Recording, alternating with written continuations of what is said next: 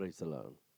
அலறிச் செடியின் ஆசீர்வாதங்கள் என்ற தலைப்பில் இன்றைக்கு 15/1/2026 ஏசாயா 54ஆம் அதிகாரம் 10வது வசனம்.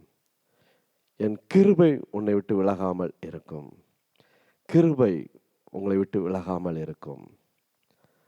இந்த நாளில் போக்கு வரத்து கர்த்தருடைய கிருபை உங்களை பாதுகாக்கும்.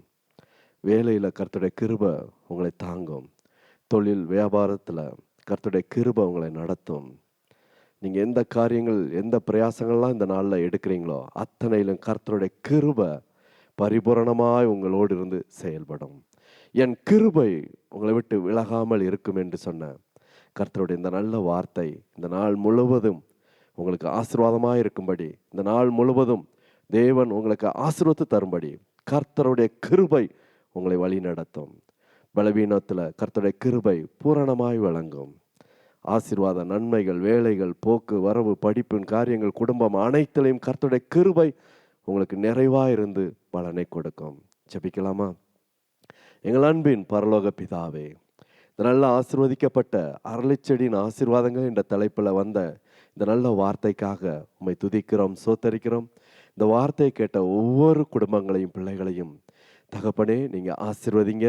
இவங்க எடுத்த எல்லா முயற்சிகளையும் தகப்பனே, கையின் பிரயாசம், வேலைகள், போக்கு வரவு, தகப்பனே குடும்பங்கள், படிப்பு காரியங்கள் எல்லாவற்றிலும் கர்த்தாவே உம்முடைய கிருபை தாங்கிக் கொள்ள வேண்டுமாய் ஜெபிக்கிறோம். உம்முடைய கிருபை இவர்களை நடத்த வேண்டுமாய் ஜெபிக்கிறோம்.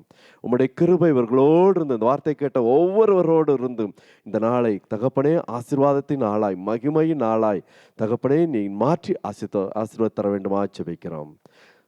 வார்த்தை கேட்ட அனைவரையும் உடைய கரத்தில் தாழ்த்தி ஒப்புக் கொடுக்கிறோம். ஆசீர்வதியும் இயேசு இரட்சகர் இன்ப நாமத்தில் ஜெபிக்கிறோம் ஜீவனுள்ள நல்ல பிதாவே. ஆமேன், ஆமேன், ஆமேன்.